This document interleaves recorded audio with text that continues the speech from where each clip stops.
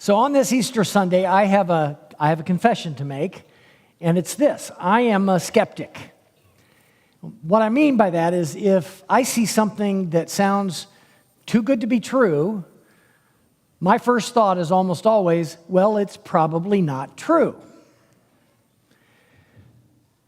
I know God gave me a brain for a reason. It's there to use. So when Jesus says in the Gospels, when he says, be wise as serpents and innocent as doves, I take him at his words.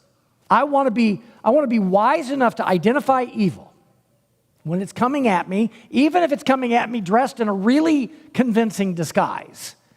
I want to be able to say, no, that's not where I want to go, what I want to do, who I want to be, right? I also want to be innocent in terms of my motivations. That's what it means to be innocent as a dove, right? To be innocent in terms of what's motivating me. I don't want to be a victim of evil. I also don't want to be a perpetrator of evil. Neither one. In his letter to the Thessalonians, the Apostle Paul instructed the first Christians to test everything. I love that. In other words, what he was saying was be a little skeptical. It's okay. Not everything that you read on the internet is true. Not everyone has your best interest in mind. There's lots and lots of evil active and at work in the world. You just need to know that. So I'm not ashamed to say that I often question things. But I've also lived long enough now to know that the world is filled with mystery and with things that we may never understand, at least on this side of the grave. For instance, a little over a year ago, I had a dream that a new baby was born into my family. Now, I know some of you heard the story more than once. I told it back before Christmas, but I'm going to tell it again today because it still kind of blows me away. So in this dream, I was in a hospital waiting room. I was there with my parents. I don't know why they were there, but they were. And this beautiful new baby was brought out and handed to me. And this baby smiled at me, and then it smiled at my parents. And I thought, this is the most amazing baby I've ever met, I've ever seen in my entire life. And I was absolutely over the hill in love. I was so touched by that dream. When I got up the next morning, even before I left for work, I texted my daughter about this dream. I'm like, you got to hear about this dream that I had. I got here. I told everybody here. I was telling everybody that would listen to me. No one knew it at the time, not even my daughter Lauren, but she was about 2 weeks pregnant with my grandson Oscar when I had that dream. I am convinced to this day that that little boy came to greet his grandpa the first chance he could. If I hadn't had that dream myself and somebody told me that story, I'd be like, yeah, right. I'd be a little skeptical. But the world is more connected. The world is more filled with love and with beautiful mystery than we can ever imagine. I can remember going to visit a man once who was dying at an inpatient hospice facility. When I opened the door to his room, I could see his daughter. She was sitting across the room. The hospital bed was in between us. And as soon as I opened the door, she did this like, wait a minute motion. So I just kind of quietly closed the door, sat down, and I just watched what was happening in front of me. So for several days before that, her dad had been non-responsive. I mean, he was actively dying at this point. But at this moment, he was awake, and he was looking up. I could see that he was looking up towards the ceiling, and he had a big smile on his face. So he was obviously seeing something that we weren't seeing. And then I'll never forget what he did next. Because again, he's right in between me and his daughter. He raises up his arms like this, like he's preparing to give somebody a hug. Okay, he's laying in bed, but he's doing this. And then he closes his arms like this in a loving embrace. The Apostle Paul once wrote, listen, I will tell you a mystery. We will not all die, but we will all be changed in a moment, in the twinkling of an eye. At the heart of our faith is the mystery of resurrection. And not surprisingly, there were those who doubted Jesus' resurrection 2,000 years ago, and there are many who still doubt it today. And I get it, right? Because it does sound like it's too good to be true in lots of ways. But this is one truth I've tested. And everything I've seen and experienced in my 63 years, and I said this at the early service, I'll say it again now, if you're a younger person, it gets easier to believe these mysteries, to understand and live into these mysteries as you get older. It just does. I don't know why. But everything I've experienced and seen tells me that life is more powerful than death, that love is more powerful than hate and literally anything else in this universe. Love is the power. That Jesus of Nazareth, the Jewish Messiah and Son of God, died on a Roman cross, and 3 days later rose from the dead in glory. And because he rose and lives, so do we. That is the good news in a nutshell. That's the mystery of our faith. That's what Easter Sunday is all about. If you've ever been skeptical or wondered about the whole resurrection thing, you're actually in good company. Even Jesus' own disciples had trouble buying it at first. We know that. We're going to read that story today. The Gospels tell us that in the days leading up to their final trip to Jerusalem, Jesus actually told the disciples 3 times what was going to happen.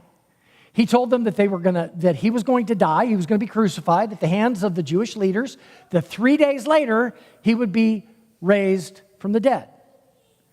But even with all that forewarning, when Jesus finally did die, the disciples defaulted to what they already knew, or what they already thought they knew, which is that dead people generally remain dead.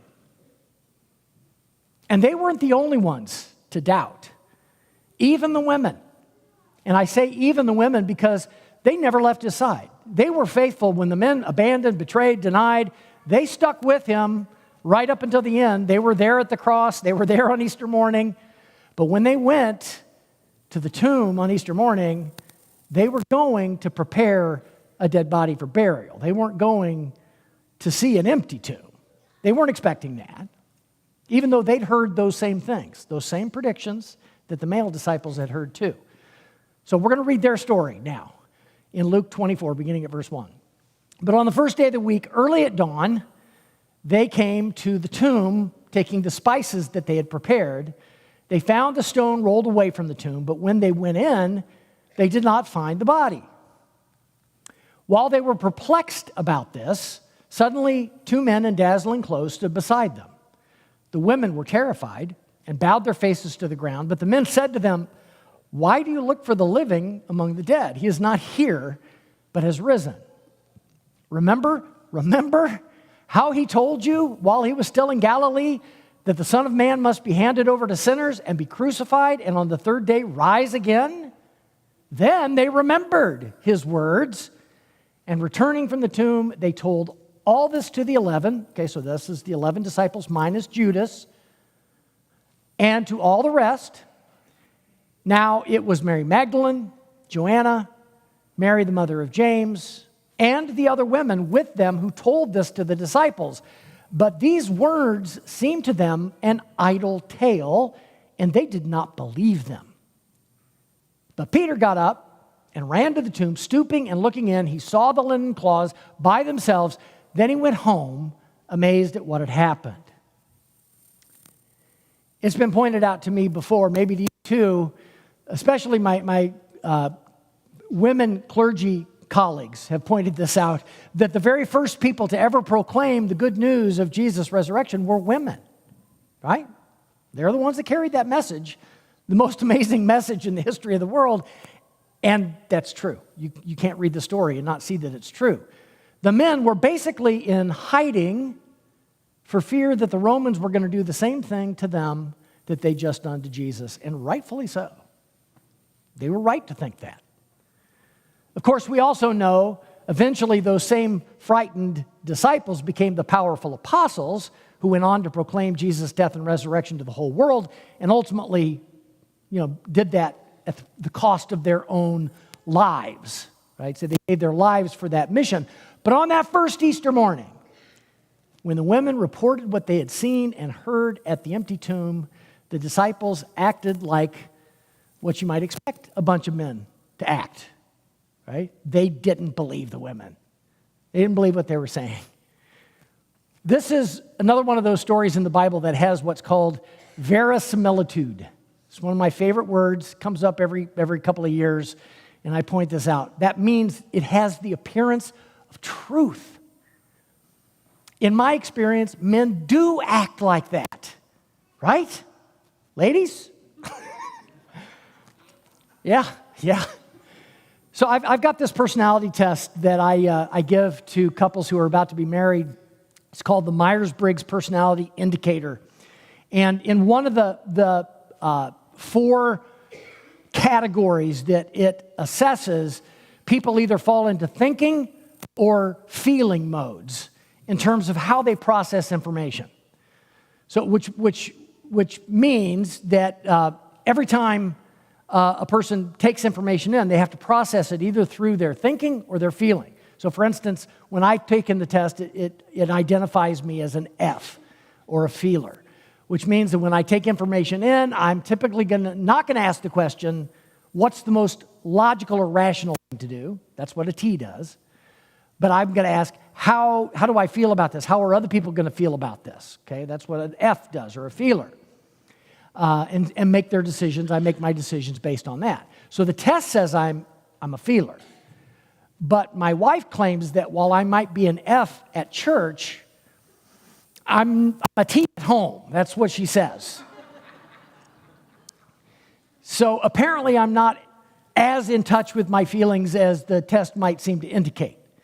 And I'm guessing, again, a lot of ladies would probably say the same thing about the men in their lives. Because historically, men were problem solvers. That's what we do. Been doing this literally for thousands of years. Our job is to keep ourselves and our families alive and safe and fed. And for that reason, women have typically been the ones who have embraced the more mysterious side of life, especially surrounding things like birth and death.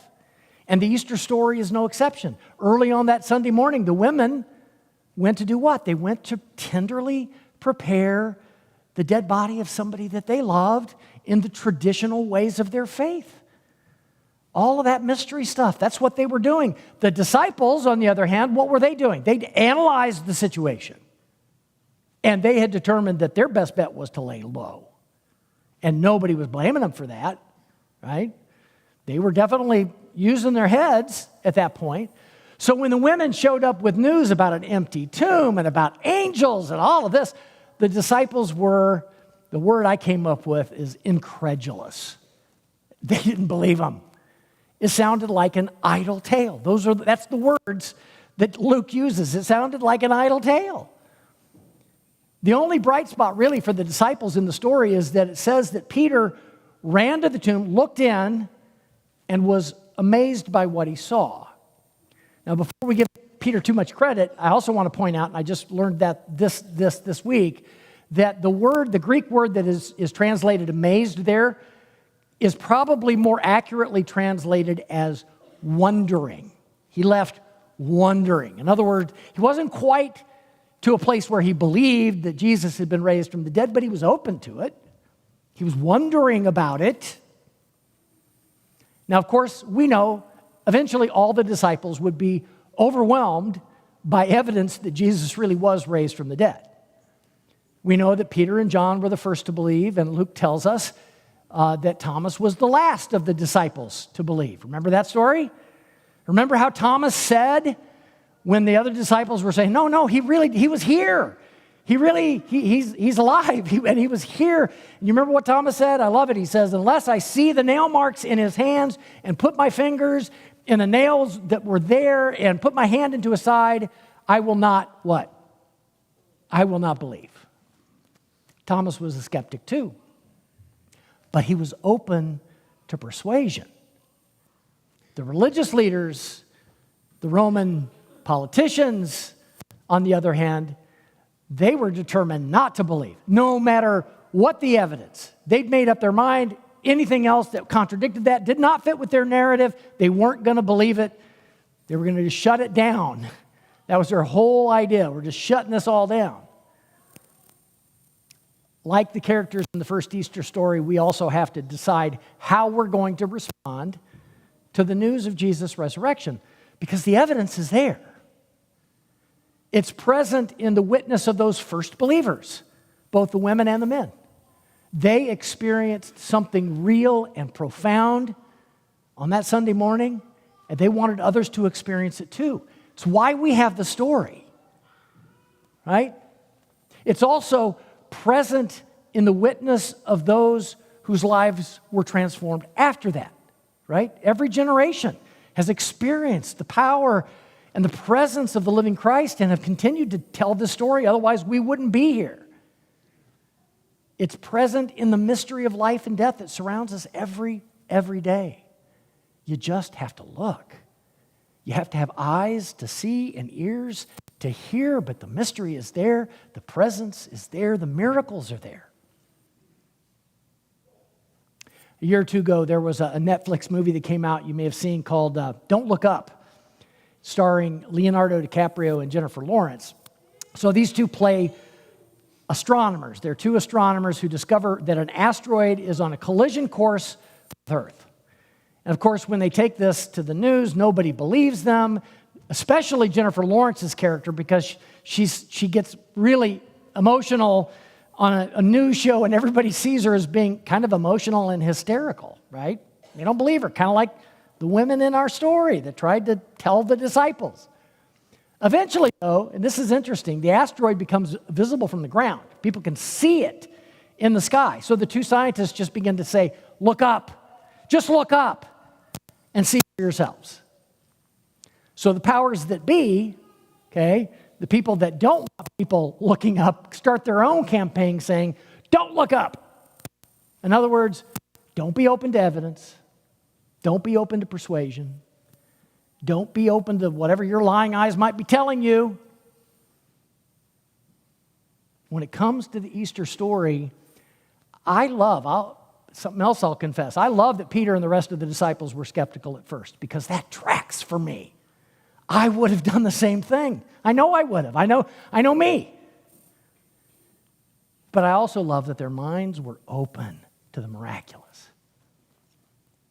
The past few years, I've become more and more convinced that life in this world, our assignment in this world, is to get comfortable with mystery and to learn to walk in faith. That's the lesson we all have to learn before we make our final exit. And surrendering ourselves to that mystery isn't always easy. It isn't. It takes us, some of us, 70, 80, 90 years to figure it out. I know it sounds crude, but in our current mortal form, we have brains, right, that are made out of tissue and blood and spinal fluid and I don't know, maybe some other stuff. I don't really know what it is, but basically we have brains that are made of meat. Yes, we are fearfully and wonderfully made, right? The Bible tells us that. But we are limited. Even if God could somehow reveal the breadth and the depth of his infinite wisdom, download that into our heads, we couldn't handle it. Our puny little brains couldn't handle it. But there's going to be a time when we're going to be freed of these meat brains and bodies. As Paul writes in 1 Corinthians 13, then we will know fully, even as we have been fully known. We won't need faith at that point because we're going to understand it all. It's not going to be a mystery anymore. Resurrection and eternal life won't be a mystery. It'll be a firsthand experience. It'll be what we're living, right? That's what's coming, but it's not here yet.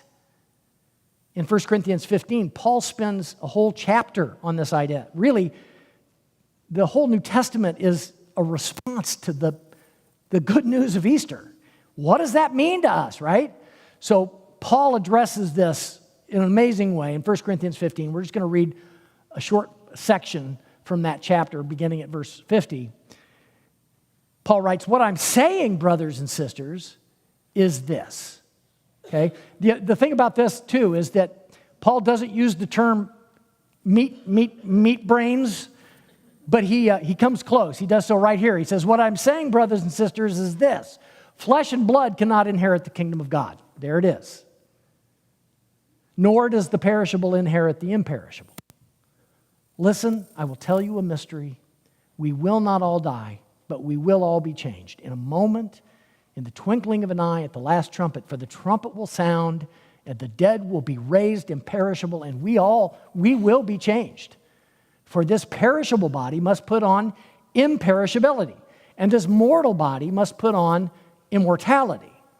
When this perishable body puts on imperishability and this mortal body puts on immortality, then the saying that is written will be fulfilled. Death has been swallowed up in victory. Where, O death, is your victory? Where, O death, is your sting? What was revealed on the first Easter is that death has been defeated. When we allow Christ to live in us and through us, we come alive forever. We live with Jesus. So far in our sermon series that we began back at the beginning of Lent, we've overcome with, we've journeyed with, we've belonged with, served and stood with Jesus, so that someday we might all live with him forever. And that's the good news of Easter. Death is defeated and life is victorious, because just as the church has always proclaimed, Christ is risen. He is risen indeed. Amen.